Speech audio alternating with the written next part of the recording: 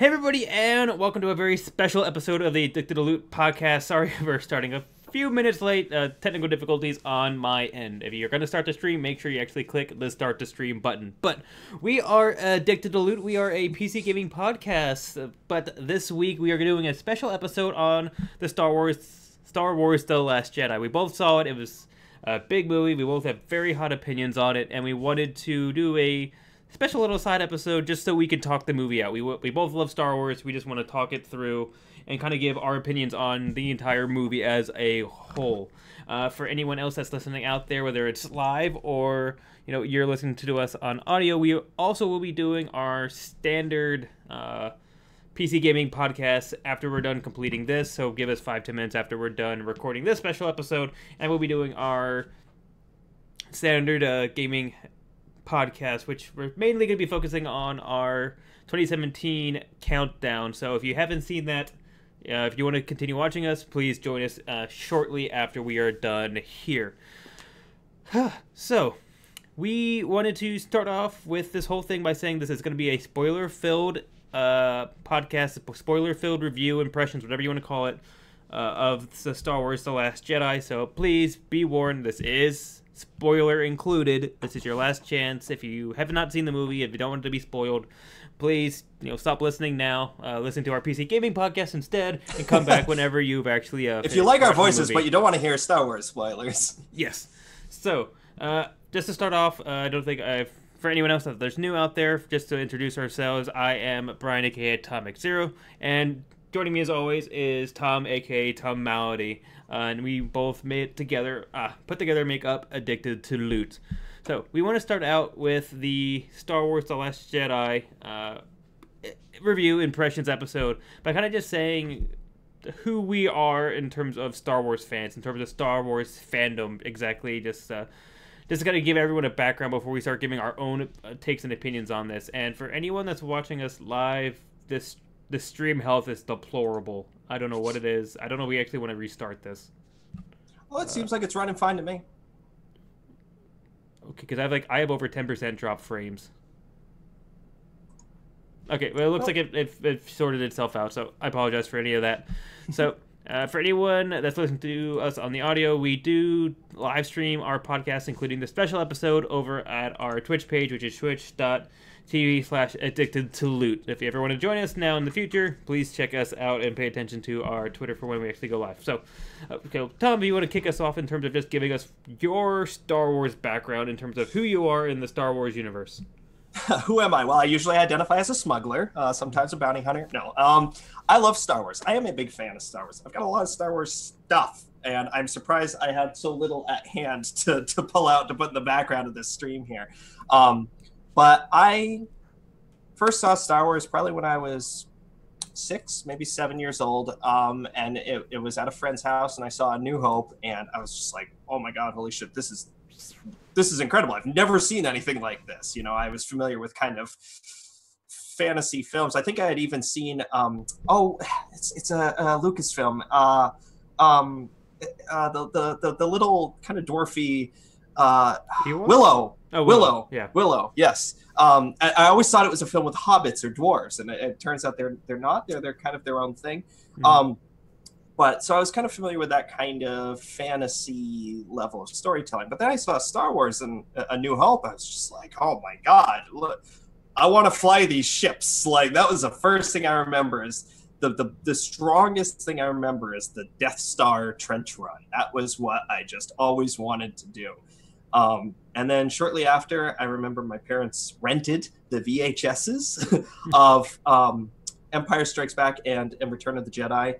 And I guess it must have been all three, because I watched all three of them in one day. I remember this day very clearly. I watched all three movies, and I never quite loved The Empire Strikes Back, but there were scenes from it, like Cloud City. Wow. That's one of my favorite Star Wars sci-fi environments ever. That is one of the most inspiring things to me. That hits me somewhere like deep in my soul. And I remember really liking the visual aesthetic of The Empire Strikes Back, like the oranges and the blues. It felt like a very 80s film. But Return of the Jedi was always my favorite Star Wars movie. That was like, it had this kind of green feel throughout the whole thing. Jabba's palace had green lights to it. Certainly Endor, green. I just remember these movies by their colors a lot. And there was something about just the atmosphere of Return of the Jedi. I love forest environments. So of course, all the Endor related stuff was great. I loved the Luke and Vader dynamic throughout that. And that was my first time kind of experiencing cutaways. Like, here's Luke and Vader doing this. Here's Han and Leia doing that. And here's Lando doing this, and it was this kind of like my first time experiencing like complex films. And even though these aren't nearly as complex as films get, it was kind of like having my brain opened to like higher scale fantasy than just fairy tale stuff, fantasy sci-fi. And shortly after the prequel films came out, and I remember I was talking with someone just last night. I remember watching The Phantom Menace, being 10 years old, and thinking, Jar Jar is dumb, but I'm laughing. Like, okay, these are fart jokes and jokes like that. But 10-year-old me is going like, what? Like, okay, this is something very different. And I remember, besides that, being completely lost. Like, a 10-year-old watching The Phantom Menace isn't looking at Anakin and saying, oh, I want to be that kid. I'm saying, what are they talking about? What is going on? I don't understand half of... The only thing I understood is that Anakin was ultimately going to become Darth Vader. And I probably read that like in a magazine somewhere. I had to have that told to me. And then I actually didn't see Attack of the Clones or Revenge of the Sith when they came out. I didn't see those for a long time. It wasn't until about 10 years ago that I watched both of those. And Attack of the Clones, when you're 19, 20 and you watch that, you go, oh. there's stuff of it that I liked, the video gamer in me liked. And Revenge of the Sith was okay. My feeling on it was that it was okay. I thought, well, of the prequels, this is my favorite one. That's kind of the universal opinion. It's the one that's the most enjoyable of the three, best of the worst, as it were. Never really fully loved the prequels. I like them as kind of a different thing. It's sort of like comparing Linkin Park albums. You got Hybrid Theory and Meteora, and then you got Minutes to Midnight on, and it's like, well, these are two different bands now at this point. So it's sort of an apples and oranges thing, but certainly, like most people, diehard fan of the original series. Then The Force Awakens comes out.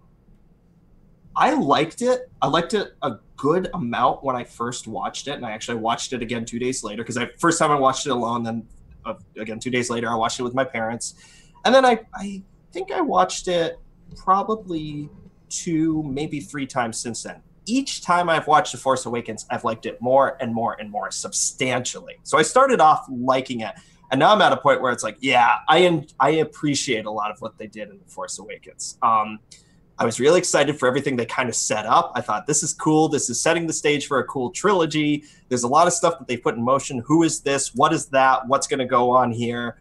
Where are they going to go with this? Where are they going to go with that? Really excited. Rogue One happens. Not my kind of movie.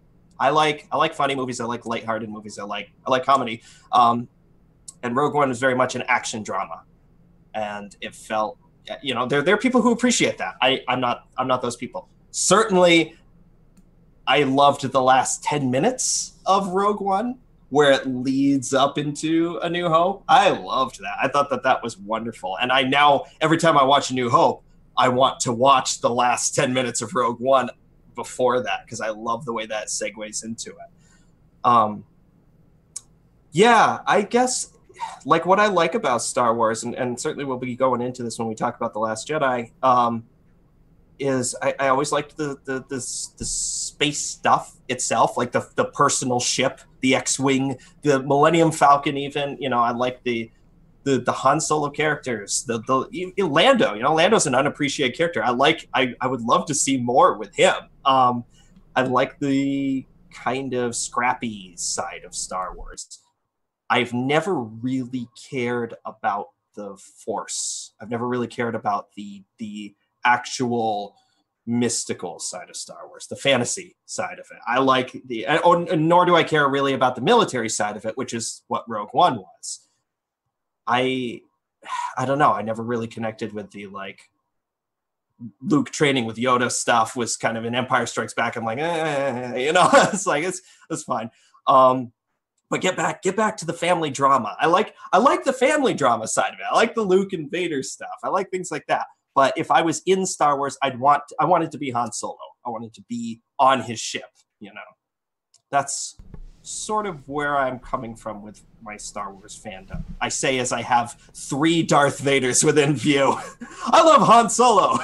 There's all these 4 Darth Vaders if you count my cop.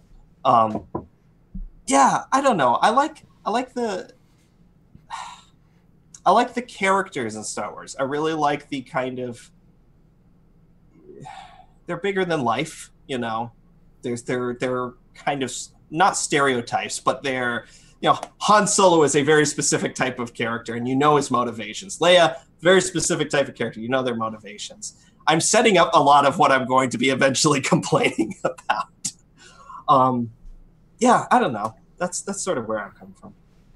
Yeah, I don't really have actually too much more to add. I was kind of the same type of thing where I mainly got indoctrinated into Star Wars with the original 3 movies, so episodes 4, 5, and 6. I mean, loved all of them.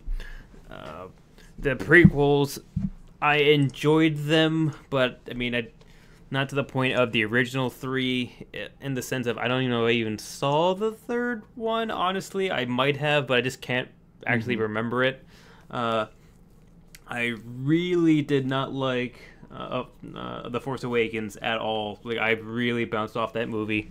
I didn't like it whatsoever. I didn't think it deserved a fraction of what it actually got. But that's, like I said, that's neither here nor there.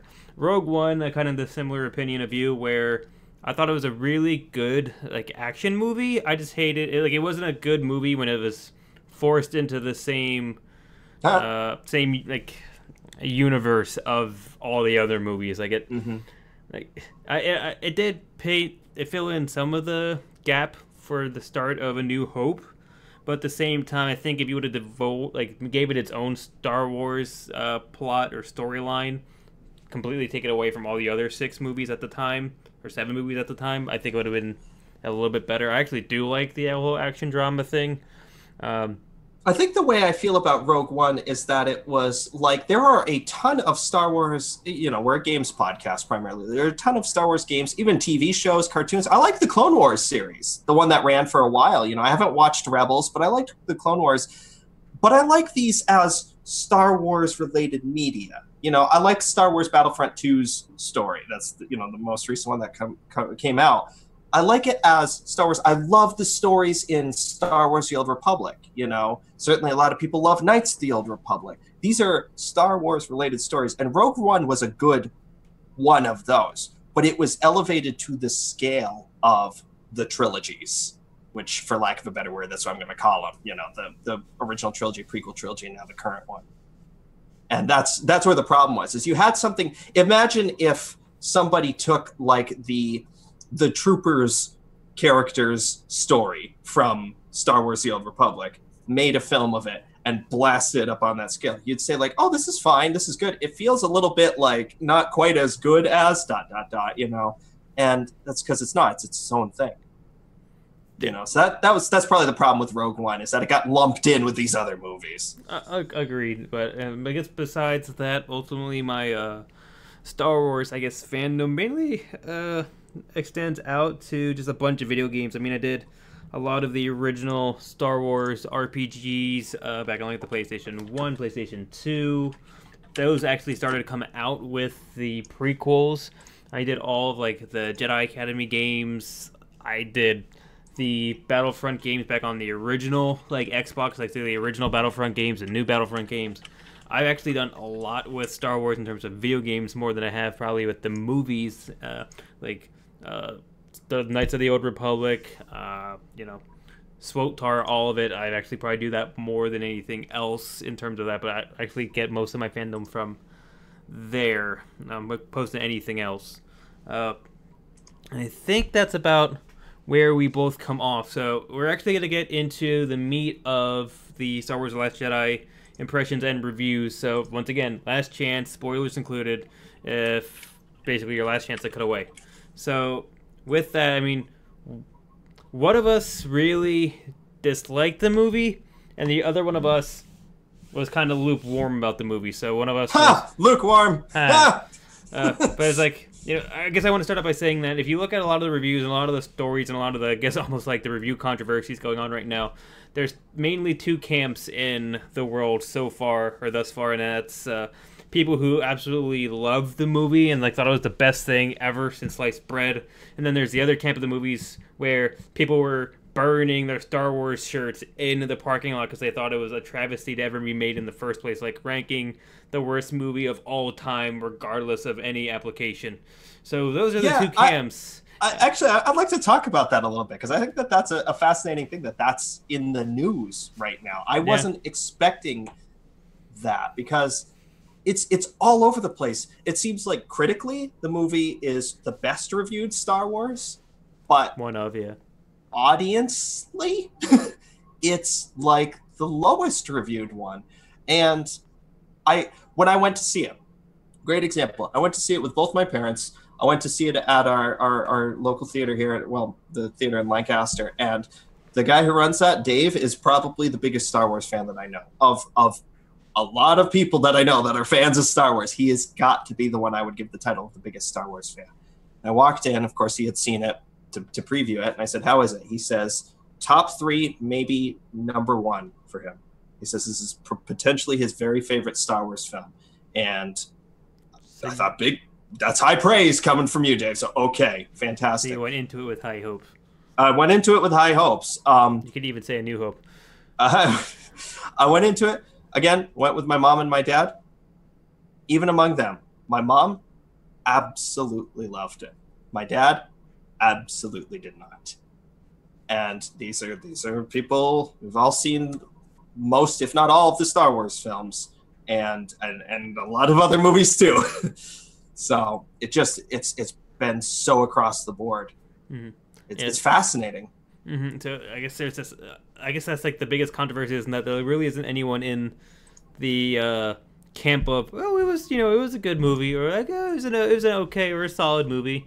But like everyone's either on one side of the extreme or the other, which is interesting. So with that, I guess not really a big spoiler, but I was in the camp of I liked the movie. I didn't love it. I didn't hate it. I just thought I liked the movie. And Tom, you've already foreshadowed that you were in the camp that really bounced off this movie to the point of you only might have paid attention to the first 15 minutes of it. Well, I paid attention to the whole movie, but like I would say about 15 minutes, maybe 20 minutes in, I became suddenly very aware that I was watching a movie in a theater, and that's not an experience you want to have. I got so suddenly quickly disconnected from the movie and what was happening in it that I spent the rest of the movie watching it from a distance, trying to reconnect, it's like, do you think you'd have a different experience if you like had a chance to give a second watch with it? Like, do you think something happened that jarred you out of it? No, I don't think it was that. It's hard to explain. It's like I was certainly watching the movie and trying my absolute best to follow it, but it's a movie of red herrings. It's a movie of twists, and I think like a solid twist is good in a movie, even 2. Certainly, I'm a huge fan of Game of Thrones, and that's like a twist every episode kind of show. The word I've used to describe this a lot is clumpy. If I could describe this movie, it felt like there were, and I actually had this thought going in because I was looking at Rian Johnson, the director. I was looking at other stuff that he's done, Looper, things like that. And what I remember of those is that there were really cool moments, individual sequences, even individual shots that were like, whoa, that's awesome. That's really cool. But as a whole, it's a narrative mess. It's just a jumble. It's this absolutely like left field all the time with you need a baseline. You need a baseline so you can go to left field. You need a baseball diamond so left field exists. And all of a sudden this was a soccer pitch, and all of a sudden we were playing with volleyballs, and it was just like, whoa, what's going on? It felt like a movie that had a couple of different, again, narrative jumble. I'm having a hard time talking about it even. It's like, it was like a jumble of cool ideas. My dad said when he watched, he said that was a movie made by committee. And I fully agree. This was a movie where they said that sequence, make them connect. Yeah. And it was like it was connected with duct tape and chewing gum, you know. All of a sudden, I have a huge problem with the fact that, again, there was a lot of expectation from what The Force Awakens set in motion, which is arguably a good or bad thing. You know, a lot of people complain that J.J. Abrams, you know, because he was behind Lost, was famous for, oh, hey, we've got some cool concepts that we're not going to deliver on. The Force Awakens set at least like 5 or 6 things out there that's like, ooh, I can't wait to see what that means. And this movie is a perfect example of exactly how this movie treated that. The end of The Force Awakens is this huge, immense, incredibly dramatic, you know, goosebump-inducing buildup of Rey approaching Luke Skywalker with his lightsaber, and she hands it to him, and he stares for like, it feels like 100 hours. Way too long. And he stares at her, and you're like, oh, this is great. This is so cool. I'm so excited. This is such a big moment. And then they cut to that moment in The Last Jedi. Luke literally takes a lightsaber and chucks it over his shoulder. That, to me, was the moment that I checked out. I went, oh, that's what type of movie this is going to be. And it was. That was what it was for the whole movie. It was, hey, you know Snoke, this big bad guy that we've built up, and oh, he's mysterious. Who is he? Oh, he's dead now.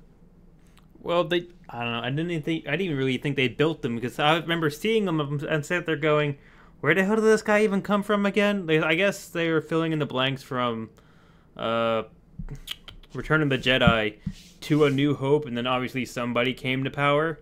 But I remember sitting there going, after when Snoke died, I was sitting there going, I don't really care that he died. Like why? Like, you know what I mean? Like when I didn't care. I didn't care that he died, but I cared that he wasn't. Man, like when the Emperor died in the first one, you felt it. When Darth died, you felt it. When he died, it was just kind of like some character died. Like there was no development to him. Like I didn't even like care that he was there, nor did he really have a presence. So, and that was frustrating to me because I wanted him to be built. And I agree with you there. Like I just thought his character was almost pointless in the sense that like he was mainly only there to die. Like that was his whole thing basically. But one thing I was going to say earlier is that I feel like, related to all this, I feel like pretty much everyone except Kylo Ren. Kylo Ren was my favorite part of the movie and is my favorite part of Star Wars right now. I'll agree with you because of the second movie, not because of the first movie. Yeah, he's absolutely, Adam Driver just nails this character, this unique character. There's a couple of reasons why I like Kylo Ren, but I'll get to that after. What I want to say is that I feel like all of the other characters and everybody, including Luke Skywalker, were just plot devices. They were where they needed to be to make a certain thing happen. There was no consistency to like, oh, this character acts this way and feels this way. It was like, we need Poe to do this now. Now we need Finn to do that. Now we need Rey to do this. And or I mean, we need somebody to do this, and have Poe do it, is how it felt. It was like, we need somebody to perform this action so this plot, next plot mechanism can happen. Have Finn do it. You know, that's what it felt like. Like it was written that way. And there was something about, again, The Force Awakens, where it was like, I felt like I knew who Finn was. I felt like I knew who Poe was, and even who Rey was. And none of that was really explored. Poe was kind of interesting to a sense where it was like, I've heard people justify the fact that, okay, Poe makes a mistake in this movie. He mistakenly assumes that Laura Dern's character is screwing them over, and he stages a mutiny, and you're thinking, oh yeah, he's the little guy that's saying, no, what's wrong with you guys? And turns out that he was wrong. Even then, that whole part, it's like, I'm having trouble describing it. There's something cool that I felt like they were sort of doing there, but it wasn't handled in a way that was conveyed well. You know, I wasn't even quite sure what had happened until like after. I'm thinking on the movie like, oh, they thought she was a traitor, but she wasn't. and yet Poe was like in the wrong. But why didn't anyone tell? It was miscommunicated. No, they were just trying to hammer home a message, and I think one of the things that you're highlighting that I agree with is that this movie was really a jumble of a bunch of underdeveloped storylines or story arcs or plots with underdeveloped characters. I think they needed to stick with maybe one, if not maybe two at the most storylines, but they have kind of branched down multiple storylines at multiple times to try to get everyone in the spotlight really quick, just so that they can, once you said, move the pawns along in their grand story arc of everything else. Like the whole thing with Luke was only there so that he could have his send off in the sun, and like everyone that kind of came in just kind of was there because you knew what their ending was gonna be, and they were just basically walking through the motions to get through it. I mean, I understand what they did. Like at first, I was really annoyed with how they were treating Luke. After some of the information with Kylo and everything else started coming up, and you started to learn more and more about what actually happened, I could understand why Luke became a recluse, hated the Force, and all that other crap. I mean, it's kind of derivative, but I can understand it. I just think everyone, including myself, just wished that in between the time of the Return of the Jedi and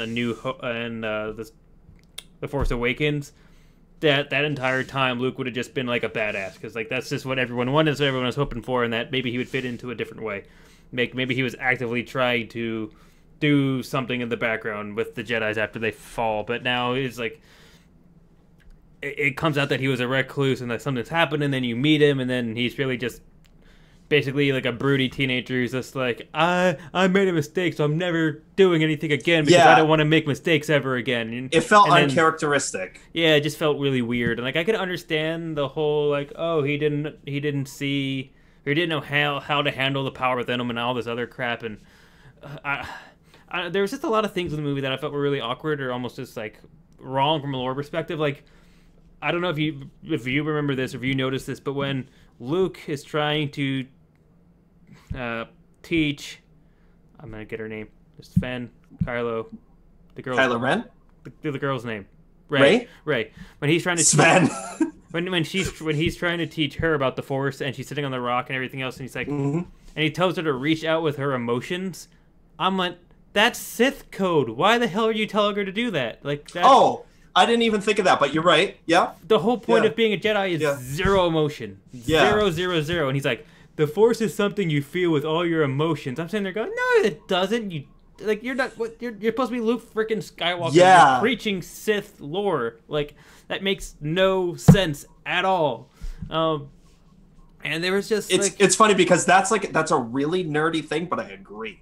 You know, like, it was stupid things like that made me want to stand up in the theater and go like, come on, like this is just. Well, there's that great line where in the same franchise, right, in the same series, in the same trilogy, there's that point where in The Force Awakens where Han, Chewie, and Finn are breaking into the Starkiller base, and he's like, how are we gonna do this? How are we gonna get past them? And Finn's like, we'll use the Force. And Han's like, that's not how the Force works. I wanted to say that through the whole movie. There's the point where Carrie Fisher is booted off into space and then suddenly comes back to life and floats like an angel. And I was just like, that's not... I could hear Han in my head. That's not how the Force works. She should have been dead instantaneous. The only way the Force would have worked there is if she would have, like, grabbed the laser and, like, deflected it or something. She's freezing over in space, and then her finger twitches, and she flies. It's a bad image. Like, it's... why... Like, when did she ever get Force powers? Like,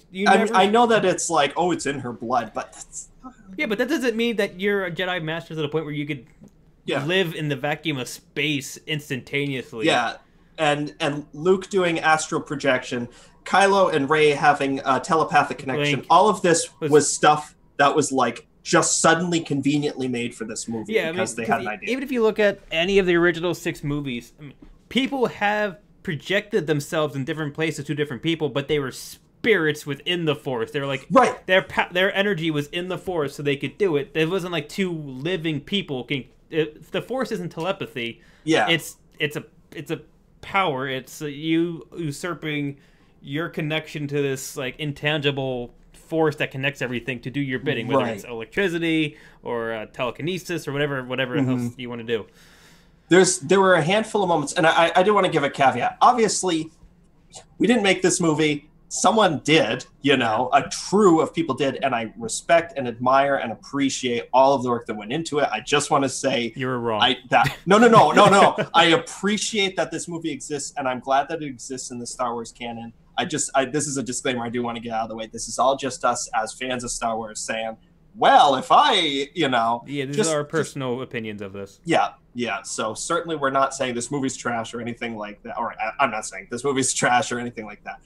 That being said, there were a lot of sequences where it was, well, if I was doing it, I would have. Yeah, I had a ton of those too. And one in particular relating to what we're talking about is at the end, Luke projects himself to a different planet, and he makes himself different. He makes himself look different. He interacts. There is a clever thing that they do.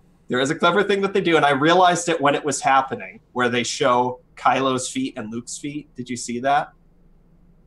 When they're on the sand, this planet. Oh yeah, because there's a layer of salt. Yeah, his salt doesn't move. There's a layer of salt, and below it is red dirt. And when Kylo moves, the camera shows his feet, and he makes a skid, and you can see the salt move. Luke moves, and nothing happens. And I didn't realize. I knew they were focusing on the feet for a reason, but only after it was revealed that he was projecting himself did I think, okay, clever. However, all that said, I thought that when it was indicated that, Luke was never there, I thought the big twist of this whole movie, which there never really was one, the big twist of this whole movie was going to be that Luke has been dead for years and that he's been force ghosting this whole thing. That would make sense. That would be consistent with, oh yes, force ghosts. Of course, Yoda shows up as a force ghost. Yeah, that would have made sense. I thought I didn't foreshadowing. Think about that. Yeah, that would have made sense. It's like, oh my God, actually, if there was a sequence where Rey is on the island and maybe she finds a grave, like an unmarked grave or a pile of bones, and it's like, what's that? Oh, well, Luke, who died here? I don't want to talk about it, and then fast forward, this whole time, Luke's been dead for like maybe a dozen years or so. Yeah, maybe Kylo killed him or something. Who knows? Yeah, maybe Kylo killed him in that whole sequence. In that building when he collapsed. Yeah. Yeah. I mean, one thing that I didn't like was, like, obviously Luke is projecting himself to this distant planet, which he was able to do with his connection with Leia. But I thought it was weird that he was actually physically able to touch her hand, like to the point where like there was contact. Yeah. But then all of a sudden, Kylo can't touch him. Like, why can he? Like, I don't understand that. Like, I was really hoping, like, in my personal opinion, my hope was that Luke was gonna, like, my hope was that was actually gonna be Luke, like he was gonna raise the X-wing from the water, because you see Rey you saw the X-wing in the water. I was expecting him to force raise it up. It's somehow boots up. He flies there. You don't remote drone. Yeah, you don't see the ship again, but he flies there. He comes out. He does his thing. He walks out of the big blast door, and then like he starts like deflecting the AT-AT bullets. Yeah. And like he spends all of his last remaining connection to the Force, sacrificing himself by destroying all of these units or stalling for time while all the reinforcements come in. Like, I thought they were going to put out the distress call. He was going to come in and stall for time by like beating back these AT-ATs by himself. Sure. And then the rebel allies were going to show up and like wipe everyone out. Right. But nope. Like, I was really hoping that he was going to either start deflecting bullets or just start crushing them, like something like. Yeah, like he reaches up and just pinches in an AT-AT head or whatever the new ones are. The head just. It's AT-AT, Yeah. It's AT-AT and AT-ST. Well, they're kind of like a new model. They look more like guerrillas. They're definitely, they're more guerrilla-like. But that's what I was hoping. I was hoping that he was going to go out with a blaze of glory instead of just like, haha, click. You know what I mean? Like, he just kind of like falls over. My whole feeling on this movie is, again, going back to him throwing the lightsaber over his shoulder. I laughed, but it was a laugh of like, oh, what? And so the sequence where Luke does show up and Kylo just fucking every single thing fires on him. And he's like, more. And then you know that it's leading up to it, but it happens anyway. Luke walks out and brushes himself off. Just my brain was split in two because I went, one, that's hilarious, badass, awesome. That is the coolest thing I've ever seen. Two, That's not Luke Skywalker. That's Han Solo. Yeah, that's not Han Luke at Solo all. is the one who gets blown up and then comes out and goes, you were saying. Dusts his shoulders off, yeah. Yeah. But And yeah, it's like, it wasn't Luke like whatsoever. It was too, yeah, I don't know. I do want to say that Mark emotional. Hamill, for folks who might not know, I don't know if you know, but Mark Hamill famously disagreed with the script. Agreed. Yeah, he definitely did. Like he wasn't a fan of it. I can see why. It's like, this isn't Luke Skywalker, but Yeah, okay. so, He does a great job in the movie, though. Agreed. He does play. Mark Hamill does an exceptional job. He plays a good role, and I like. I mean, I like what he did with it. I just hated how it was written into it. So maybe we should tackle this review with characters. So we're doing Luke now, just because I have things I want to talk about with the other characters. So this is probably the best way of doing with it. Yeah, that's a great idea. Good idea. We're figuring this out as we go, folks. So we'll try to wrap up Luke now. So I really don't have too much more to say besides the fact that, I mean, the whole Yoda thing with Luke and Rey, I thought that was like, I really wanted Luke to be the master. Like, I wanted him to get I wanted Yoda to snap Luke out of it, and then Luke would go to Rey and snap her out of it, and then there'd be this big, awesome, oh, he actually is the Obi-Wan Kenobi type. No, he just becomes a spoiled little brat who got butthurt because he screwed up with one person, which was once again weird because it was all emotion driven, which was, he should not have been a Jedi Master if he still had emotionally driven ideals. And then the whole thing, I guess the thing that I would want to close out with in terms of Luke's story arc was, I didn't buy the whole literally fading into the sunset thing. I understand where they went with it. He finally opened himself back up to the Force after 30 years or whatever it was of being completely closed off to the Force, and he was happy and warm and familiar, and he wanted to be a ghost, or he wanted to join himself into the Force.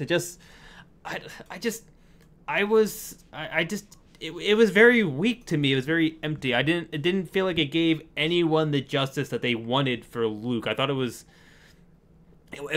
like what you said. This entire movie was riding the tempo of everything is a change, so nothing seemed normal. So it made no. And then his whole thing, he collapses because he's weak, and then he looks up and he's happy for a second because he understands what the Force is again, and then he just dissolves. It was I was really expecting him to either just, as soon as he got done projecting, to just be dead on the stone right there. Fine, that kind of makes sense. But the whole little, oh, I'm exhausted. Oh, I recovered. Oh, look, the sun. Whoosh. It made, I just didn't like it. I understand the concept of Luke having to die. I'm fine with that. Yeah, me too. I was completely fine with him dying, just not with how he died or the method he died. It was the circumstances around it. And certainly they were paying homage to the fact that both Obi-Wan and Yoda faded away when they died, which indicates Force Ghost. Because, there are certain characters, you never saw Qui-Gon Jinn fade away, and he just never come back as a Force Ghost. So there's certain... He was definitely dead, too. Yeah, and I think Qui-Gon was the one who was, discovering Force Ghostery or something. There's some canon and thing about that. Don't you also see Darth Vader as a ghost? Yes, yeah. Yeah. So I don't know, maybe it's neither here nor there. I follow the Game of Thrones mentality of, if you don't see them die on screen, they didn't die, somewhere Stannis Baratheon is still alive. But it was this sort of, again, it's a movie of moments, and there were moments, I want to say this because I don't think I've said this yet, visually this is my very favorite Star Wars, as far as just this movie. Almost every shot is perfectly crafted, in terms of choreography, in terms of the structure of the shot, in terms of creative angles. You see some just absolutely jaw-dropping things. There are just moments from that will be emblazoned in my memory. We'll get to it, I'm sure, but Rey and Kylo. Laura Dern's character slicing through the ship, the AT-AT walkers on the salt planet. Those are images that are yeah, 2 thumbs up. That's so cool. But it's the connection between them is tissue, tissue thin. But, yeah, I would agree with a lot of that. Yeah. So maybe we should talk, I don't know, Kylo? Sure. We'll go to a bright spot, because I agree that he was probably the best character for this movie. But I'm still also kind of annoyed with how they're handling him. I agree that I didn't really get him in the Force Awakens. I didn't see his character develop all that much. I almost kind of I only saw him being a really deplorable Darth Vader.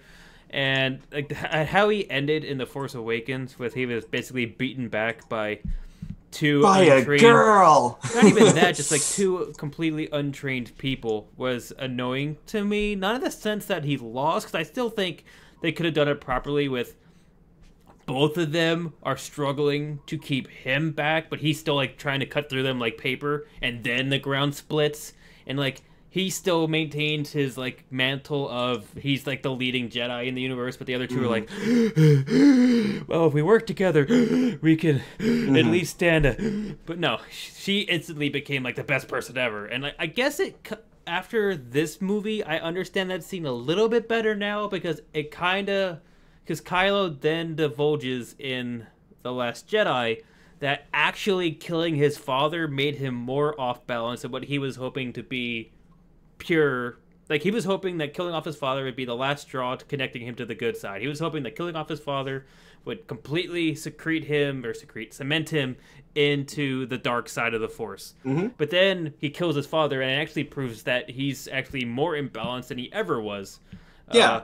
I think that was assumed by The Force Awakens, but you're right. This movie definitely cements that. That nails it home if you didn't know. Well, I mean, I guess because since they instantly went from him killing his father to the fight scene, there wasn't really a development point where he could, like, you didn't see a tear, you didn't see like a like you didn't see any like little scene that would have given me that impression.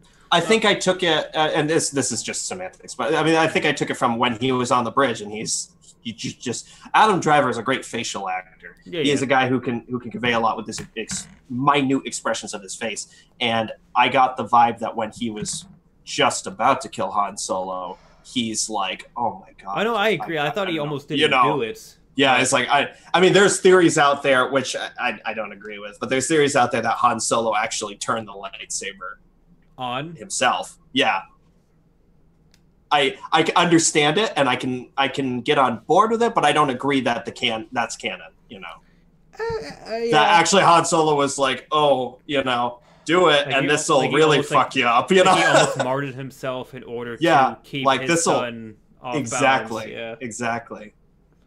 This will mess with you, kid. Yeah. Yeah. How fucked up was that? But I don't know. I really like Adam Driver as Kylo. I agree. I wasn't a fan of him in the first movie, but after this movie, I like him a lot better. I don't. How do you feel about his constant? You have no freaking idea, like, where his head's at. Like, he's constantly flipping back and forth. Like, that's why I love him. I mean, I like it because it makes sense for his character. But he's the most realistic. I just feel like he's doing it too many times. Like, you know what I mean? Like how you were saying, like everything was in left field. He flip-flops for me, like one or two too many times in this movie. There was one point that felt definitely way too sudden, and it's right after, you know, and again, it's done for dramatic effect. That's a lot of the stuff in this. We did this because it looks cool or it feels cool, but it's like, but it doesn't make sense. As soon as, you know, there's that incredible scene. He kills Snoke, and I like the way he did it, and I like the fact that he did it, because that was unexpected, and that felt like a cool twist. Like, oh my god, I knew he actually did something, but yeah, I didn't think he was going to go that far. Like I thought he was going to make a daring escape with her. Like, he was going to kill him, but he was going to grab her, and they were going to run through a storm vent or something. Well, there's this great thing where, you know, you see him turning it's been kind of set up that, oh, Kylo's not completely evil here. He's definitely erring on the side of good. And then he turns the lightsaber, and I thought Snoke was going to just grab it. Or something, and be like, nice try. Like, he's reading his mind, like, come on. Yeah. And the fact that somehow he actually did get past Snoke on that and blindsided him and skewered him in half. And then probably just the coolest thing, you know, when Kylo and Rey go back to back, you gotta admit that's the coolest freaking thing. It goes into slow motion, and they start fighting off everybody, and it looked awesome. I loved, actually, that whole set looked like a stage play, which I thought was kind of cool. It looked like Snoke was this theatrical, over the top. Yes, we're gonna have an all red background and everything, just very minimal furnishing in here. So it just visually looked really great. I was thrilled with that whole sequence. And then Kylo, you know, Rey, like, they get these badass moments. Kylo's being choked. Rey checks the lightsaber and he takes the guy out. And it's cool stuff like that. And then Rey's like, great, awesome. Now that we've done that, and Kylo's like, join me. And it just was instant. And I thought, no. Even she literally says, don't do this. Like, but I kind of understand that moment because you could look at this two ways. You can see him killing Snoke as him slightly going good, which a lot of people thought, like, I don't want to kill Rey. Mm-hmm. She's a good person. I actually want to be good secretly. I'm going to kill him to free her. You could also look at it as he's tired of being toyed with, and he just wants to take his revenge and take his seat of power, which he's been denied because he's been treated as a kid the entire time. So he actually kills him out of anger then for good, and then he actually does the entire killing scene to get the seat of power. It makes sense. And I go back and forth on how I actually want to see that scene, because I personally would have much preferred the scene being the lightsaber flies off his armrest, he comes to Kylo, and Kylo starts like dual wielding all the guards to protect Rey, who's still paralyzed somehow. Like maybe Snook is still controlling her and she can't move, or she's paralyzed or knocked out. And I actually thought Kylo was going to die in that scene. There were two scenes where I thought key characters were going to die, and they didn't, and I was bummed by that. Me too. I agree. I completely agree on, I think I know what the second scene you're talking about. I completely agree with that one, and still one of my least favorite moments of the entire movie. But just sticking with this one, I personally thought that Kylo was going to break Rey free by basically butchering everyone, being like the master he's supposed to be. Mm-hmm. And maybe killing Snoke, maybe not killing Snoke, I don't know. I just thought they were going to make a daring escape, and then something was going to happen at the end. I think that would have been much better than them just basically destroying everyone and then having their own little mini battle with the whole dueling lightsaber force pull. Like, it just... And also, I still don't get the fact that, you know... And this is something I was talking to my wife about on the way back. The one thing I loved about the original 3 movies was Jedis were like the Rambos of the sci-fi world. Like, one Jedi could take out an entire army of stormtroopers without breaking a sweat. You know what I mean? Like, there was Jedi Masters who would, like, literally force push an entire squad off a cliff and be like, whatever. Mm-hmm. So far in both of these movies, supposedly the leading Jedi minus Snook, Kylo, can't even beat off a couple guys himself. You know what I mean? Like, he can't even defend against 3 guys at the same time, where Luke would have been like, okay, what's next? I don't like I feel like they're missing the mark of it, because everyone loved the first 3 because the Force felt tangible, and the weight of the Force on whether you're strong or weak with it was really felt, because you could see what a master could do versus what a Padawan could do. This one was just kind of like, well, they're people and they're kind of okay. And I hated that. Like, I wanted someone to be like the Jedi badass that they're supposed to be. Like, Luke wasn't it, which I was pissed about. Rey didn't get any better. I mean, when Rey couldn't defend herself against the one guy one-on-one, that made sense to me. Like, I knew she would need her own help because she really wasn't trained. I still think Kylo should have been able to butcher everyone, but like maybe the one person that Rey was trying to take on. But he had a hard time with it. I actually kind of disagree, because I feel like Kylo is... But I'm torn on it, because I feel like Kylo is supposed to be raw and amateurish. But for some reason, Snoke obviously keeps him as his Darth Vader. So there's got to be something that Kylo can do friggin' awesomely.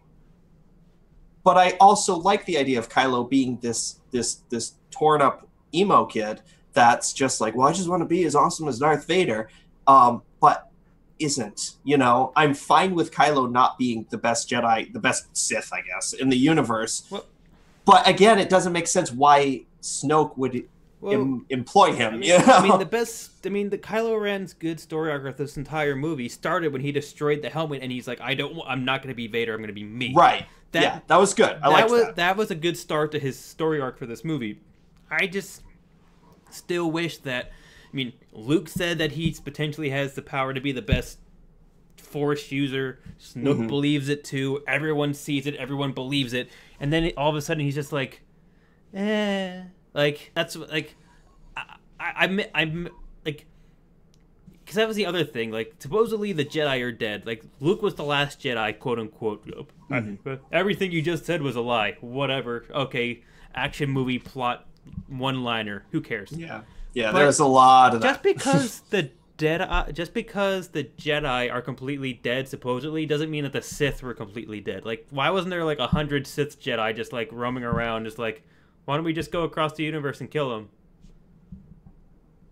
There's a lot of kind of taking Star Wars elements and just kind of, again, I keep coming back to that scene of Luke throwing the lightsaber. That was the tone they wanted with this movie. That was the very clear thing that they set out that they wanted to do. Yeah, I don't know. I mean, I guess maybe it all made sense. It was just weird to me that all of a sudden there's a instant lack of, all Force users besides like 4 in the universe. You know what I mean? Like all of a sudden there's only 4 in the universe when there used to be tons of academies, tons of everything. I mean, maybe that happened in the previous 30 years. Maybe there was some other literature or something like that covered the time frame from the. Yeah, I know that there are books out there and things like that. Like that crossed the that connected the bridge between the Force Awakens and the New Hope, Empire Strikes Back, Return of the Jedi. Like maybe there was 2 things that branched those. That maybe there was a bunch of things that vetted out the universe, and maybe I agree that maybe we just don't know about them. Like I mainly just know all the core movies. I guess and the video games, I approach. Yeah, well, I approach these movies as this is what the core Star Wars experience is, because that's what it was from day one. Star Wars is film. You go watch, and then the expanded, kind of referencing in the chat here, the expanded universe stuff fills it in if you're interested in it. Certainly, I like that kind of stuff, but I want to be able to sit and watch a movie and have a complete, cohesive entertainment experience. And that's something that I've been saying to a lot of people about this movie in particular is I had a hard time being entertained with this movie. There were moments, there were one-off moments that I was just like, that's great, that's awesome, that's funny. But I felt so disconnected from the whole film, And again, the cool moments like Kylo, I like Kylo, but then they go to this stuff where he's kind of connecting with Rey. And like, I was fully prepared. Here's another one of those ones, if I was doing it. I was fully prepared when Kylo was connecting with Rey. They kind of teased, and one sequence, he comes back after talking from her, and he's got water on his hands, which was from where she was. I thought, oh, he's gonna like use this connection, and they indicate that they're about to touch hands. Yeah. And I thought, as soon as they touch, he's there. It's a clever plot that he's, trust me, Rey, trust me, Rey, trust me, Rey. Ha ha ha! I found Luke Skywalker, and they were going to fight on the island or something. That would have been pretty cool. And that never was followed through on. It just was a constant psychic connection. Now, that being said, I laughed like a goof when she's walking around, and there's a point where Kylo's just kind of like, hey, and like she's getting a call from an ex. She's like, I really don't want to do this right now. I loved that. I thought that was so funny. But I don't like the concept. That's something I'm going to be saying a lot tonight. I thought that one little thing there, that was so great. And they're doing stuff where they're framing them kind of, in the camera. I did see the reference to the hyperspace tracking in Rogue One. Yeah, there's a couple of things. They talk about the dark crystal lightsabers and things like that. I like stuff like that. But that's, that's there to be read if you want to read it, kind of thing. And I'm glad that it's in there. Yeah. So, I mean, I guess I'll close off Kylo because we are reaching a lot of our time allotment for what we're supposed to be doing tonight already. We've only really covered 2 characters. For me... Well, these are kind of the 2 of the key ones. Yeah, for me, Kylo, at the very end, his constant emotional attack at basically male figureheads in his life form made sense because, like, he killed his father, then he kills Snoke, and then he wants to kill Luke. So it's almost like he's like that, the boy that never got hugged from his father nor anyone else from his, and it makes sense. And that's why he's the most compelling, because he feels the most real. He feels like the emo kid. Kylo is like a big meta commentary on the kid that in real life that sees Star Wars and wants to be Darth Vader and says, I'm picked on in school. Girls don't like me. I have a bad life. I want to be Darth Vader because he's cool. Kylo is an in-universe example of that. And I think that that's a really cool commentary. Yeah, but I think he's only like that because the male role models in his life have been like basically not portraying. Well, Luke definitely portrayed him. It's almost like none of them have actually lived up to what they should be in his eyes. And I think he only latched onto the dark side because it fuels your emotions and it's pure emotionally driven. And the fact that at the very end of it, when he was screaming more and more and more, it was pure emotional outbursts of him onto his basically the father figure that he never had, that he just wanted to lash out against. Like, it all made sense to me that he was purely emotionally driven. And then the whole thing with Luke saying, well, if you cut me down in anger, I'll be with you forever. And he did. And I guess once again, it's kind of mean like there's goats in his closet, or skeletons in his closet. They're just hanging around. But like the one thing that like made me chuckle when I left the movie after Luke said that, he's like, just like your father. It made me chuckle because then all I thought was like, no matter where Kylo was going, like he's eating a sandwich. There's just like Luke and his father like, you killed us both. Shut up. I know I didn't like you. Shut up. How'd you become a Force ghost? I don't know, kid. Yeah, like things like, you know what I mean? Like that's the one thing that just made me laugh. I was sitting there going, I want to reference what Royal Morris said in chat, which is, I think it would have been one of the greatest movie moments if Kylo and Rey changed allegiances. I went into this movie thinking that was going to happen.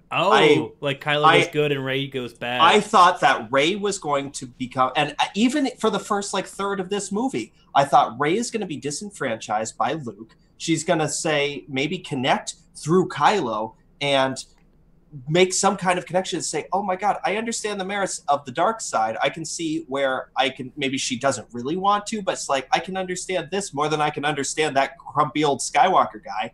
And then maybe Kylo gets thrown away by Snoke and Kylo's like, oh shit, well, hey Luke, I apologize. Sorry and he shows up at Luke's doorstep and says, we got to save Rey. Something. That would have been really cool. That's what I was expecting this movie's plot to be. But I think the one thing that goes against that is they're making the entire. It's not the Empire anymore. It's the First Order. First Order. They're making the entire. You probably noticed this. The entire First Order is male driven. The entire rebellion is female leadership. So like. Then of course that goes with the female Jedi and the female the male Sith. Like that's the only reason why I feel like they were probably on that path, was because it's Rey and Leia and then Kylo and Snoke, and like everyone is like male, and then female. There's all these like big time like like separate gender roles throughout the entire thing. But I do actually think that's a good point. I never even imagined that as an option of them potentially switching places, but that actually would have been that would have been really cool, actually. Like, I definitely thought that that's what was going to happen. Royal Morris, I don't know if you were here earlier. We were talking a little bit about Snoke. I completely agree. And it's like I was so frustrated because I thought Snoke, like right now, there's no big bad guy. Maybe basically you could say the First Order is the big bad guy, and there's also they obviously have set up that Kylo and Hux don't quite get along. Yeah, so maybe he almost killed him. Yeah, so I can see. I was actually talking with my mom just before we started streaming, and she was like, "So who's going to be like quote unquote the villain?" And what's going to happen? And I said, I kind of foresee in episode 9 Kylo probably heroically sacrificing himself at the end. But then again, this, that's going to be directed by JJ. This movie would have taken that concept and actually Kylo opens a restaurant, I kind of agree with you. Like, I guess if we're just going to go down this pathway, my big prediction for the next movie is that since Kylo is constantly battling his own inner demons, I think eventually he will break and go back to the light side. But the militaristic commander, you just said his name, but I'm already blanking on it. Yeah. Hux. I feel like he already sees the weakness and indetermination within Kylo. So I actually think he's going to either prey on it or wait for it to happen, oust him, Kylo either dies or gets away and then becomes good for either his last moment of glory, or he actually just completely goes to the rebellion. Like I do, and helps start a new. I personally order. think that the captain guy is gonna say, "I want to take the lead. It is my chair. It is not his chair. He's taking the chair from me right now. Yeah, they've set that up. I need to do something about that." Like I still don't know why he didn't just take the pistol out and kill him. He stirred, but I think the only reason why he didn't kill him was because he said, "Oh, the girl killed Snook. I didn't kill Snook." You know what I mean? Like that was the only thing that I feel like saved him in that moment. I don't know. Yeah, Royal Morris. I was wondering if it was going to be like Palpatine or Vader, like you said, or somebody. Yeah. And he just ended up. There's two things in this movie. Snoke, and they're actually like back to back. Snoke and Rey's parents are identified as that doesn't matter. And that just was I'm really waiting for Rey's parents to be some big Force people. Like she's like Luke's illegitimate daughter or something. They show Rey right in the cave of truth or whatever. You know, the mirror of Erised, and she goes, "Show me my parents," and she puts her hand up, and these figures walk forward, and then you see her. Going with the movie, taking the movie on face value, it's saying her parents were nobody, she's all that she has. I read it, before that is revealed, and it shows Rey pointing and seeing herself. I thought, oh my God, they're referencing how Anakin was a, immaculate conception? Basically. Yeah. Like, basically in Star Wars, he was born of the Force. Oh my God, Rey was also born of the Force. You know, she was, you could say it was Darth Plagueis or whatever, depending on how deep you want to get into Star Wars lore. But yeah, I just wonder if there is more, but the problem I have, if it is in fact, Rey's parents weren't nobody, they really were somebody, is that as a whole movie, this doesn't feel good. And it's like, you're going to have to weigh it against the whole trilogy if there's a reveal in the third one. Like, in the mirror before you see Rey, I swear you see Kylo. That's interesting. I didn't pick that up. I don't doubt it, you know. Yeah, like the whole thing when it's just like a silhouette versus somebody, and then it like shows her kind of thing. That would be interesting.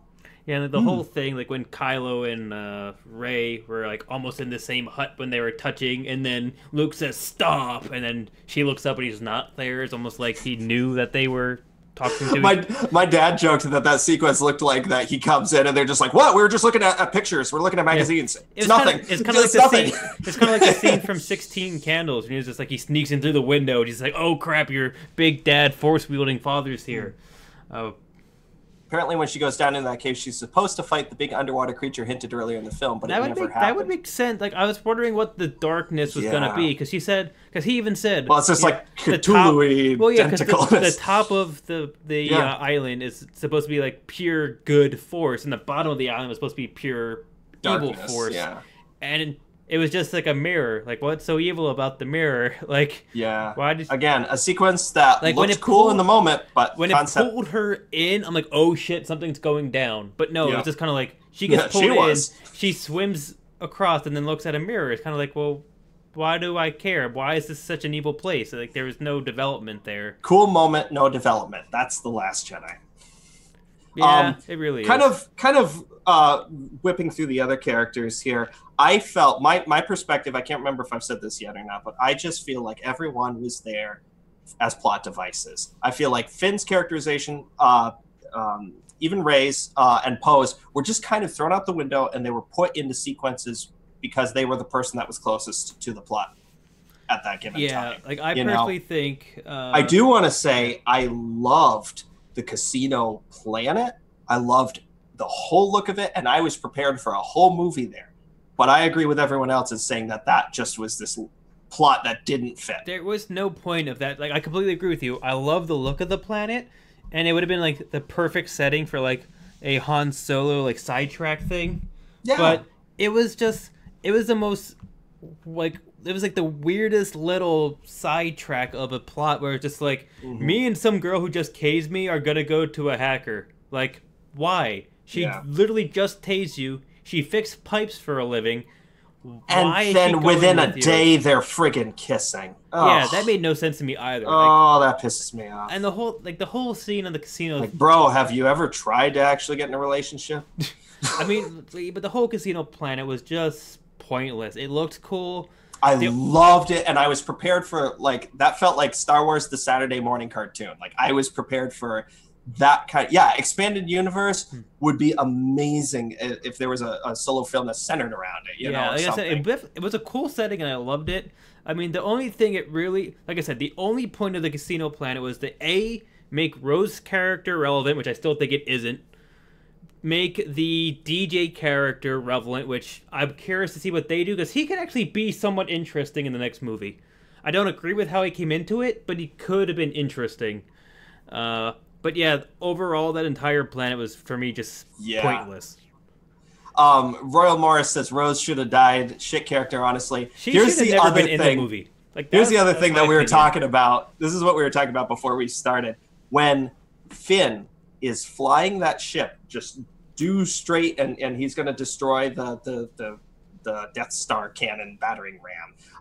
I thought, oh my God, they're going to kill off Finn. Because he's, like, underdeveloped through the film, and I thought, oh, okay, this is why he's underdeveloped. They don't want you to get too like, close to him, because they're going to kill him off, and you're going to be like, oh, my God, here was this someone, you know, that's the other sequence where it felt like a key character. I thought it was going to be Kylo earlier, and then Finn here. And I was ready for it. I thought, that's going to be a bold and impressive twist. And then she comes in, Sidon, you know, saves him, and I thought, oh, okay, Rose is dying. Nope. She's still alive. So it just, there were no stakes. Thank you, Royal Morris, for joining the addiction. Welcome to Addicted to Loot. Thanks for following. But I completely agree with you. One of my most infuriating scenes was when Finn was going to die. I'm like, oh, he's finally getting the hero's burial in the sky kind of thing. And then she comes out of nowhere and goes, well, I love you, so don't die. No, that was, no. He's saving the freaking rebels. Why are you doing? Like, there was, like, no, that's not how war works. You don't save the person you love because, well, the one person is better. No, the needs of the many outseed the needs of the few. Yeah. And then where did she become the most amazing pilot to, A, turn around? I didn't even think about this till you started saying it. Yeah. Yeah, so all of a sudden she's a pilot again. There's no reason why she should even have been in one of those pilot crafts in the first place. But then she's good enough to turn around, catch up to Finn, get above him, and then crash into him through the laser, which is melting his own ship. No.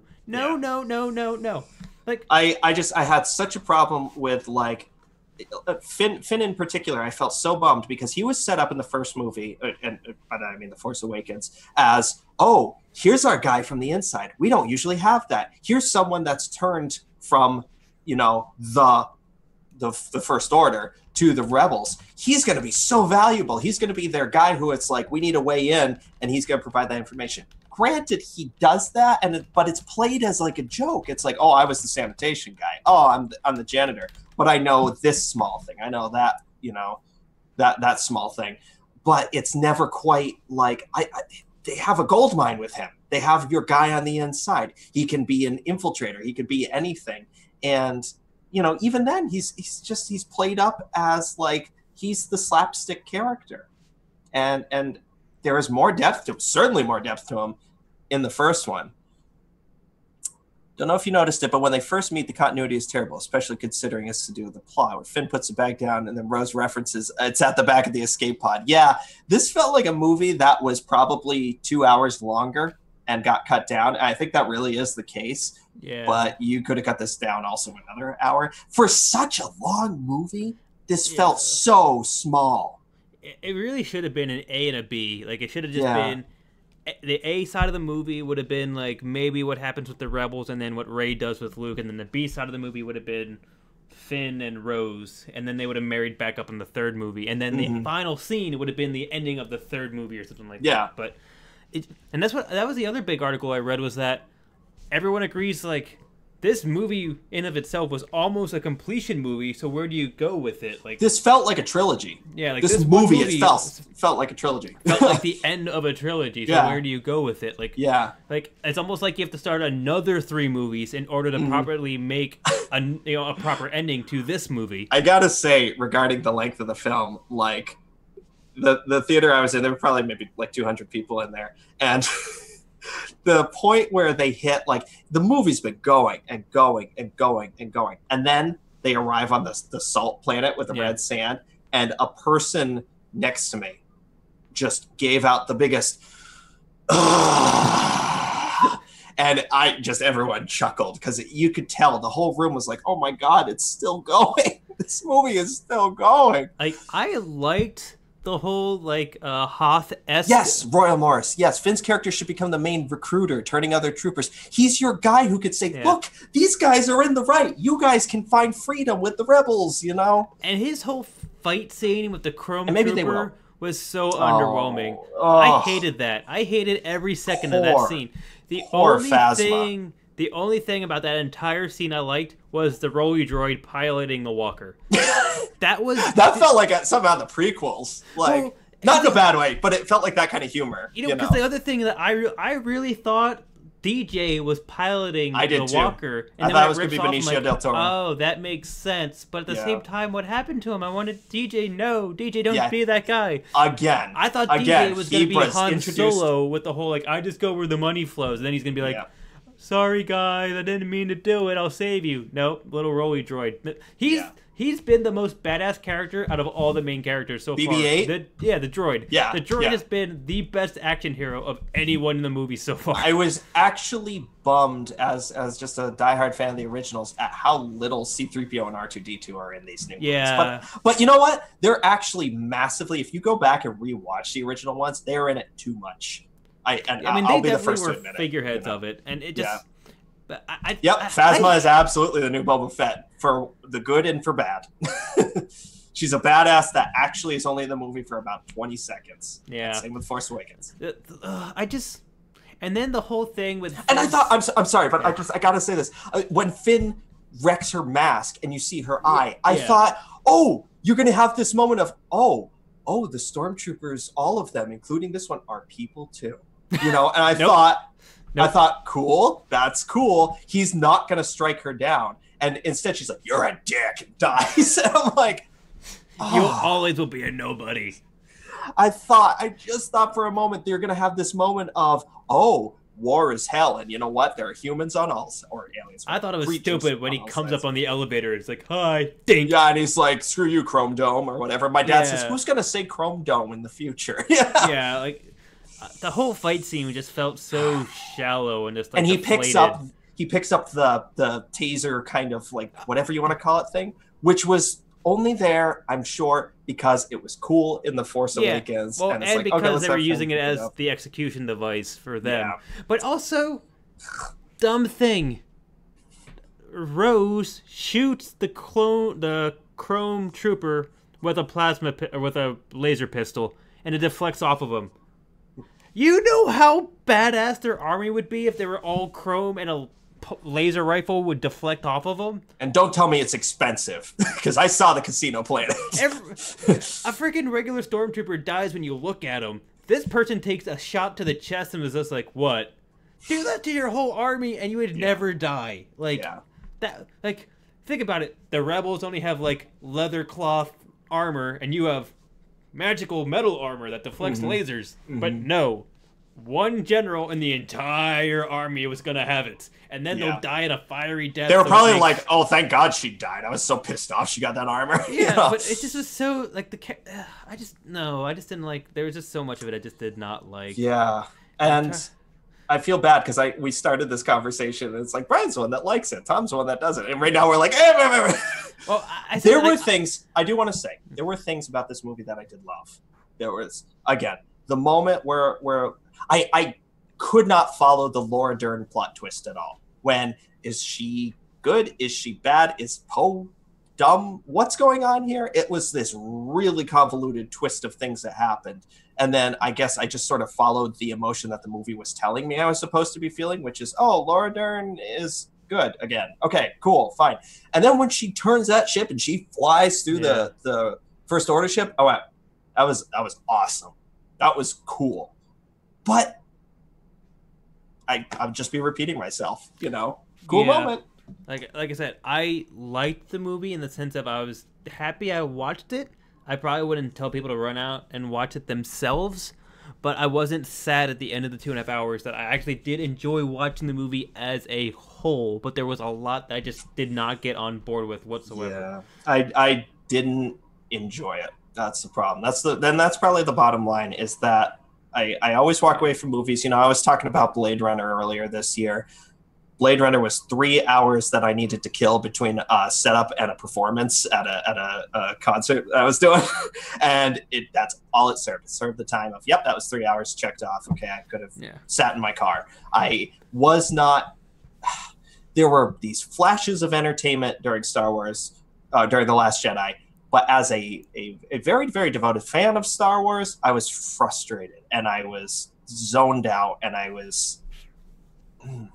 Yeah, I guess going to what Romor is saying with the whole Rebel ship going into Snoke's ship, I agree it was an amazing moment, but if you could even fathom that ship moving at light speed would do that much damage to their entire... Like, it took out every single ship they had, including just about all of the flagship.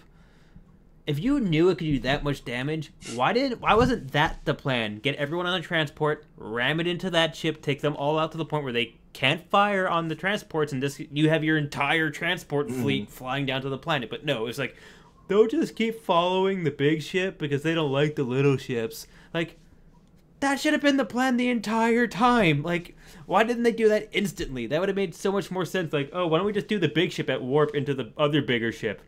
Oh, that makes sense.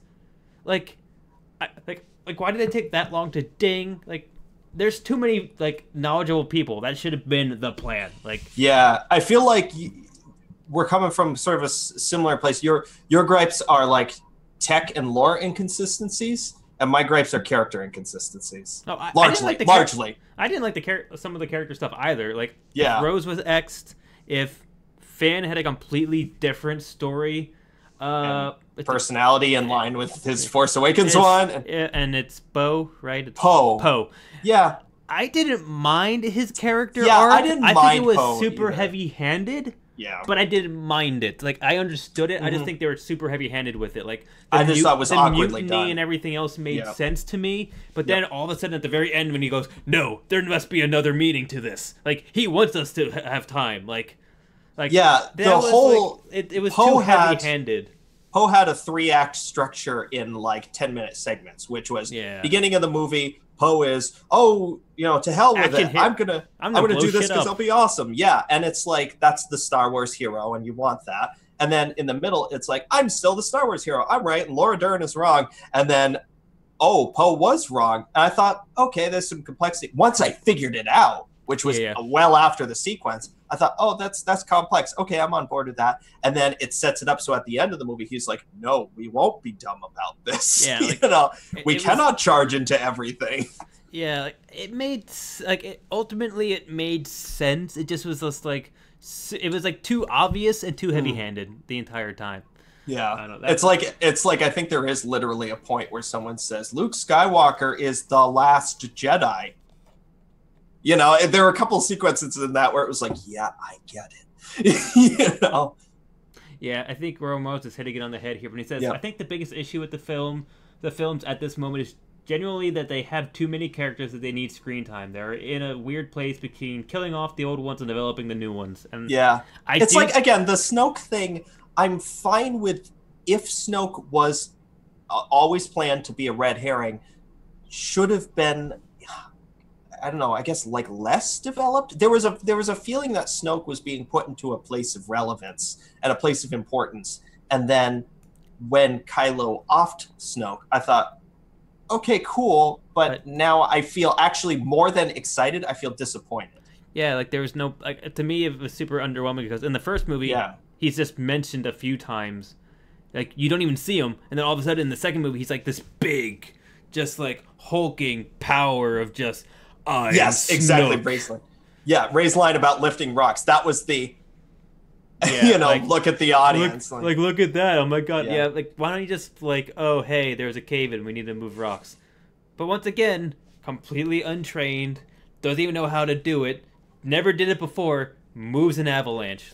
Like, see, now this is something that we've disagreed about regarding The Force Awakens too. I'm okay with Rey being magically completely attuned to the Force because I'm okay with the concept of someone just being born Force like hypersensitive. And they set that up at the end of this when you see the little kid, which I can barely even acknowledge that existed. Yeah, but the scene with the little kid grabs for the broom goes into his hand, and I'm going, yeah, like all of a sudden he's kind of a Force attuned person as well. Maybe this is the new generation. Maybe he will be Rey's first pupil or something stupid. Yeah. But there's a difference between someone being born with the most power ever in history, but then no one's ever been born with the power and instantly knew how to use it that well. Like, if she would have moved it rock by rock, fine. Yeah. If she would have tried to do all of them and then failed miserably in some weird way, but they still got out, all fine. But she, like, perfectly, everything was just like, oh. Like, it made no sense to me that she was that good that quickly to that extent. Yeah, like, you just mentioned something that I didn't think of, but Rey has yet to experience any level of failure. That's what I'm saying. It makes no sense. Like, even when she was fighting Kylo at the end of The Force Awakens, the first time she touches it, touches the lightsaber, she knows how to turn it on, she knows how it's balanced, she knows how to strike with it. Literally, in this movie, she was practicing with a lightsaber of, oh, I don't know how this thing works. But then in the first one, she beats away the lone, like, Jedi like, the lightsaber master in the universe by herself. This movie needed the moment that's in the original 2000 or 2001 Spider-Man film where Tobey Maguire is jumping on the rooftops and then he goes, go! And nothing happens. And it's like, and it's him going like, how did I make the web happen? And then he figures it out and, and it's like, that was done in 15, 20 seconds. But it completely conveyed the point of he doesn't know what he's doing. Of like, oh wow, this is great. This is because how do I do that part? Because the whole reason why Rey went to Luke was to basically she was raw power. She wanted to hone her power and become a Jedi. He literally taught her nothing, and all of a sudden she's perfect. Yeah. Like, even the whole Yoda line of, you can't teach her anything. Then why the fuck is there books, and why the hell is there masters to begin with? I do want to say, before I forget, I am so glad that it was Puppet Yoda. I don't know. I was thrilled that it was Goofy, bop Luke on the head with his cane, Puppet Yoda, because that was, if nothing else, consistent. That was the Yoda that died in Return of the Jedi. I liked the visual of Yoda. I didn't like the fact that his longer sentences were properly structured. See, that's the thing. I'm glad for the design consistency, but you've got, and I'm not saying you're wrong, but you've got a lore. His smaller sentences were jumbled. His longer sentences were perfect. Why? No. Anytime you saw it in the original movies, no matter what length the sentence was, no matter how meaningful the sentence was, they were jumbled. It should have been jumbled, period. But no. Fair enough. I won't disagree, because it's not something I thought about. And then, since when can a Force ghost interact with the real world? When Yoda struck the tree with lightning, that's the very first time we all ever saw a Force ghost do anything but he pops Luke on the head with his cane. Yeah, like... But yeah, lightning. Yeah, like... I could use Force lightning from beyond the grave. Why am I not doing more? Why would Yoda, a Jedi Master, use a Sith power of lightning? It makes no sense. He should have telekinetically lifted Luke's X-Wing out and then crashed it into the tree. That would have been a huge symbolism. Something, like, yeah. Remember this? Remember when I did this? Guess what? Yeah, because they're mixing the Book of the Jedi and the Book of Sith so much to the point that it made my soul hurt. Like, I wonder constantly as I watched The Force Awakens and as I watched The Last Jedi, are they treating the prequels as canon? Because there was like one reference to something. I can't remember what it was. I think it was something to do with Anakin. I don't even remember what it was, but that was the only thing that felt just like, yes, exactly. It's a good Royal point. Mars. Super good point. Why doesn't Yoda, if Yoda can do this, then why isn't Obi-Wan or Yoda or Darth Vader is a Force ghost. They could just go around murdering the First Syndicate or whatever it's Could called. you imagine the First Order? The First Syndicate? That's on the Casino Planet. Hayden Christensen's Anakin is a Force ghost. Why isn't he wreaking havoc right now? Yeah, he could literally be unless be the he's your villain in 9. He could be the Emperor from beyond the grave, just going around. Bzz, bzz, you can't hit me, haha. Bzz, bzz, you can't hit me. Bzz. And then Luke has to die in order to fight him in Force Ghost Land. Like, yeah, the whole thing is like that scene in Lord of the Rings when they put on the ring, and it's all like, Wah! like it made no sense. Like how. There's just so many stupid little inconsistencies, lore inconsistencies, and things like that. And it's really funny because I've seen both Star Wars diehards and people who have no experience with Star Wars say, "I love it, I hate it." It's all across the board, mixed bag, everything. Yeah. I don't know, Brian. I don't know. Yeah, I rank this. Really, I rank this above Rogue One, but. God, it's definitely below the original trilogy, and I honestly think I like at least Revenge of the Sith better than I would say this. There are parts in Phantom Menace where I'm like, at least it made sense, you know. Yeah. It was its own friggin' weird thing, but at least if I'm being truly honest with myself, in terms of Star Wars movies. Mm-hmm.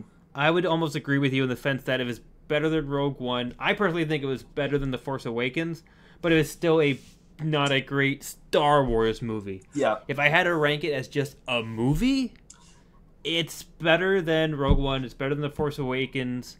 That's very interesting. Yeah. Royal Morris in chat says, I completely love Rogue One. Fair enough. We were talking earlier, love dark films where everyone dies. We were talking when we started. I agree with that too. Like, I actually like that. Like, I loved, but here's the thing, Royal Morris. I just want to say when we started, we were saying I was saying how I like comedies, I like lighthearted films, I like light, zippy adventures. That's why I like Force Awakens, because it's a light and lighthearted and zippy adventure. It has maybe it's discredit. That's probably the reasons why you didn't like it. Well, my reason I have to say with the Royal Morris, I love dark movies too when everyone dies, and I personally would have absolutely adored Rogue One if it wasn't Star Wars the Rogue One. For some odd reason, I probably would have liked it more because like I love games like Halo Reach. You knew everyone was dying and they did it perfectly. The Rogue One, the final scenes when everyone was dying, oh my god, absolutely perfect. But for some odd reason, just the sheer aspect I was instantly lumping it into the original 7 at that point completely changed my opinion of it.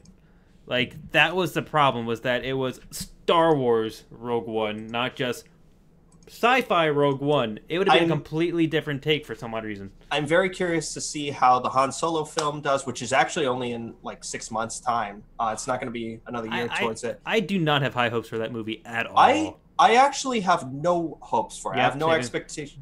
I have no expectation either way. Yeah, I agree with you, Roy Morris, yeah. Royal Morris says, greatest film of all time, Saving Private Ryan. Greatest superhero films, Nolan, Batman. Right, okay. Yeah, I agree with you. I love those dark movies. Like, they are some of my more favorite ones. I don't know. I always have a hard time with greatest lists because I always flip-flop on all of them. Yeah. But yeah, I'm curious about the Han Solo film because there's potential. I have super low hopes for it. Like, super low. I hope it's not Guardians of the Galaxy. As much as I do like parts of Guardians of the Galaxy, I don't want it to be, hey, we're sassy space people. You know, what else is it going to be? It's going to be, think about it. Luke, who was never Han Solo, did Han Solo humor. When they go full Han Solo, when they take the Han Solo and jump him over the proverbial Han Solo shark, it's going to be just massive Han Solo everywhere. It's going to, like, Han Solo exploded on every This is not painting a good image in my head. But you know what I mean? I'm genuinely curious about it. I have a super low bar on that movie.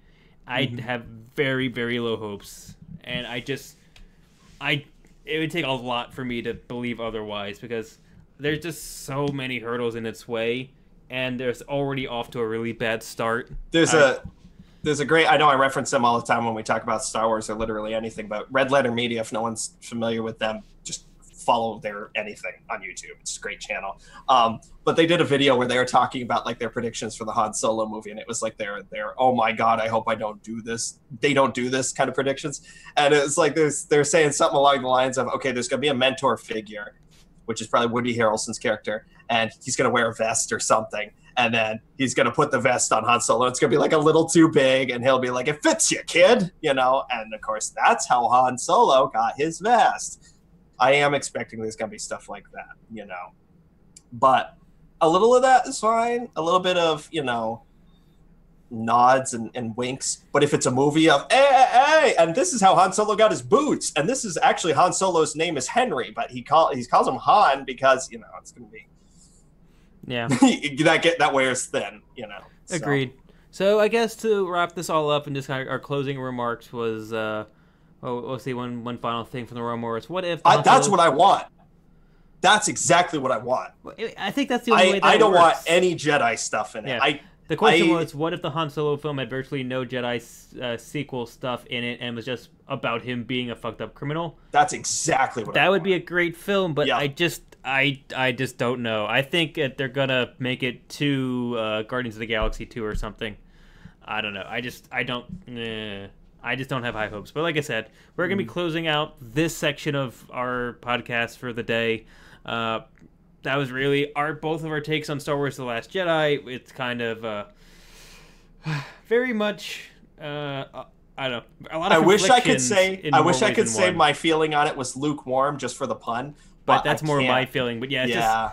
So, like I said, this was a special episode of our podcast. Typically, we are a PC gaming podcast, which we will also be recording potentially later tonight. Imminently. Hopefully. That we also do every week. So this was just a very one-off special thing that we do, that we are just doing just to geek out and review and give our impressions of The Last Jedi. But you can review all this and capture all this and more at our website, which is addictedloot.com, where you can find links to our Facebook, YouTube, Gmail account, Twitter, basically everything under the sun, all our audio hosting for this podcast, including the special episode that will also be on iTunes, Google Play Music, Stitcher, and SoundCloud. You can follow us both on Twitter. I'm at ATL_Atomic0. Tom is at TOMALITY. And if you want to get just standard updates on our channel as well as this podcast when we go live, when we put up a new video or anything like that, you can tune into our group Twitter account, which is at Addicted2Loot. That is the number 2. But as always, we have been Addicted to Loot, a special one-off Star Wars: The Last Jedi episode. And as always, oh god, I haven't thought of one. Keep it Star Wars. just like this movie, 2 thumbs down. That's it. That's my appropriate send-off. Star Wars. 2 thumbs down.